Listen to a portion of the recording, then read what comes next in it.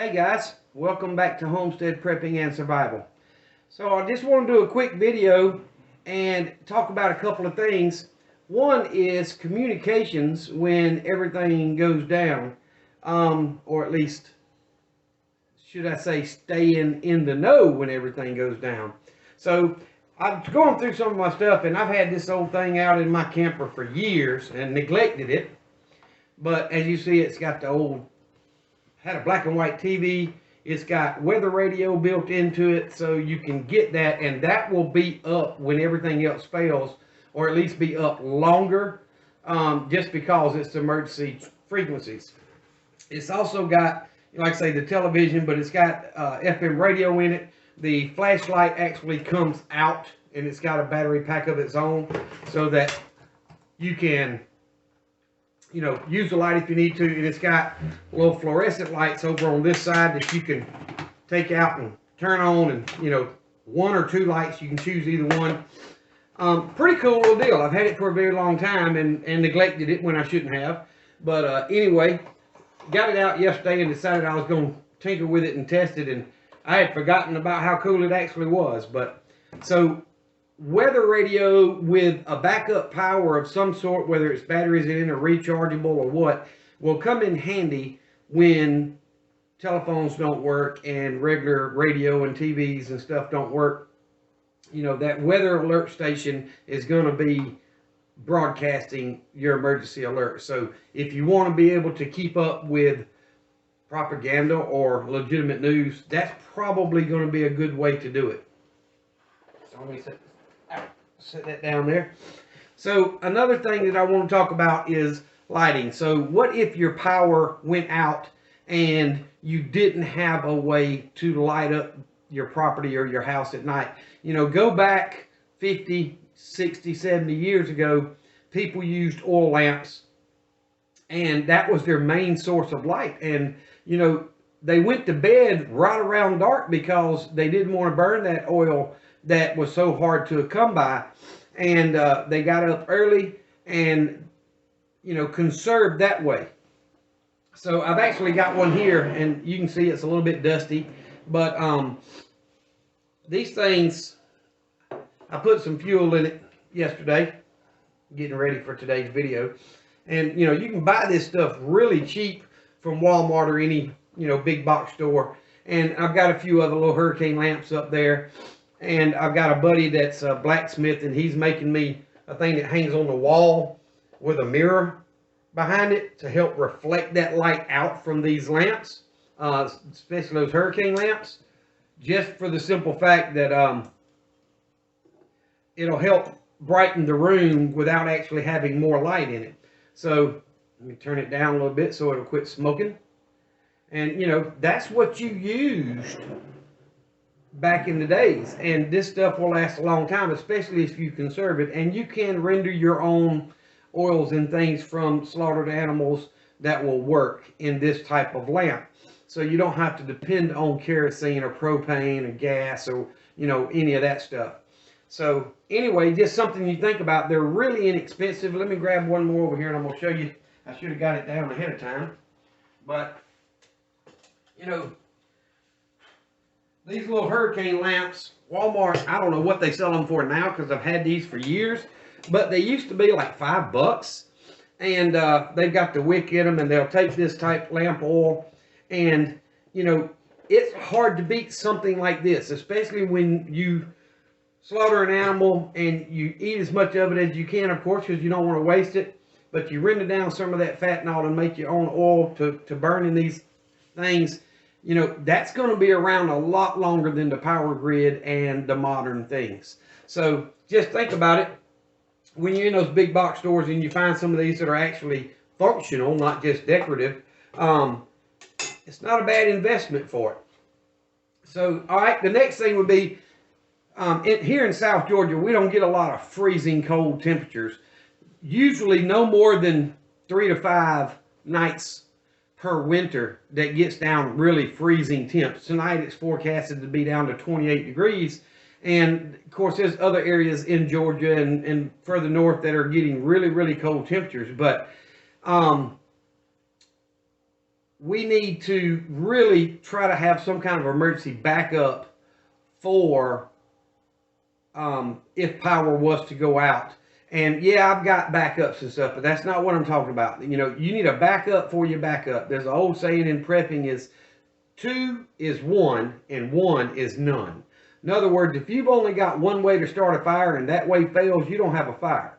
You need a second way to start that fire. So if you've got one way to stay warm and that fails, what's your backup to that? Okay, it's just kind of common sense. So I got this out of my camper too. I know a lot of you can see it's an old Mr. Buddy heater. And I put a tank on it. I haven't used this thing in at least 6 or 7 years, if not longer. But let me stand up here. You got to hold the button in for, it says 30 seconds, but it really doesn't take that long. And it didn't stay lit, so I got to do it again. So you hold that button in until it warms that igniter up to where, or that temperature sensor, so it'll leave the gas on. And this thing will heat up a room really, really quick. The only negative to this style buddy heater is there's no thermostat on it. You can't turn it up, you can't turn it down. It's either on or off. But one of these 16-ounce canisters will last about 5 to 6 hours. So, you know, if you turn it on and run it for 30 minutes and leave it off for 30 minutes and so on, you can get a much better lifespan out of it, keeping you warm. And for whatever reason, it didn't want to stay on tonight. It worked great last night. Of course, I wasn't filming last night, so let's see. Boy, doggone. I ain't gonna give up on it because it worked last night perfectly. Haven't used it in years, and hook it up and held it about 15 seconds and it stayed lit. Let me see.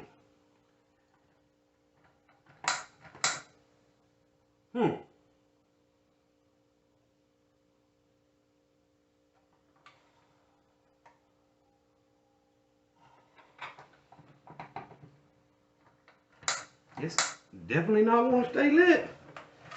And why, I couldn't tell you. So that's another good reason. You know, break out that backup and try to figure out if they all work and if they're working properly. This one I may have to clean it. I don't know why it didn't work great yesterday. Of course, like I said, the camera wasn't on, so it's going to act up now. But hit the off button. Anyway, how can you keep your family warm? Because hypothermia is a very real thing. It does not have to be below freezing in order for someone to get hypothermic. You're going to need ways to keep yourself and your family warm. So, you know, a backup heater, test it and make sure it works. Of course, I can't make it work. Probably as soon as I turn the video off, I'll light it and it'll stay lit and work like it's supposed to. But I was really wanting to show you the flame. That's how it heats that ceramic plate. The gas flame spreads over it, and you really don't have a flame that's showing out. And it's got an oxygen sensor, so if the oxygen got low in the room, it'd turn itself off, or if you turned it over, that kind of thing. So it's got a lot of safeties built in it, and it's just not working tonight. But anyway, y'all really think about that. There's nothing in the world worse than watching your family freeze to death. Hypothermia is terrible, and it's not something you want to see your loved ones go through, especially when it's so easily preventable now while things are readily available. You know, pick up your spare heater with a backup type of source, whether it be propane or even these oil lamps will create a lot of heat. I put this thing out and I wouldn't want to leave my hand right there for at least 5 or 10 minutes. So anything like that can help you get through an emergency when the power's out or the grid is down.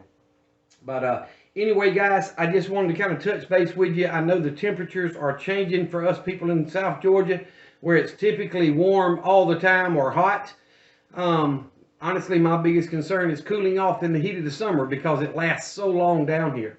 But guys, I appreciate all the likes and the shares and subscribing. If you're not already subscribed, I do appreciate that. It helps me grow the channel tremendously. So if there's anything I can do, help you with, show you, listen, whatever you need, I'm here. Just hit the about button on my channel page and it'll tell you how to get in contact with me. Y'all remember the two things I always tell you. No matter what anybody else says, the most important thing in this world, if you will just dig into it, is that Jesus loves you. And so do I. Y'all be safe.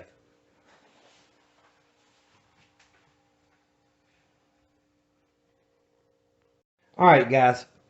As soon as I got off the camera, my daughter called me. I called her back while I'm talking to her. I hit the ignite button twice, held it for 5 seconds, turned it loose, and I'm going to turn my light off just so you can see how this heater works.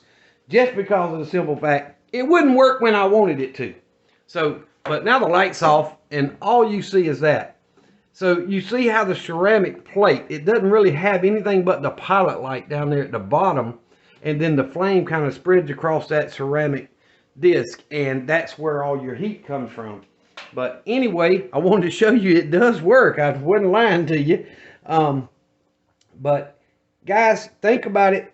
It's not hard to get a secondary way or a third way to keep your family safe and warm. So y'all be safe.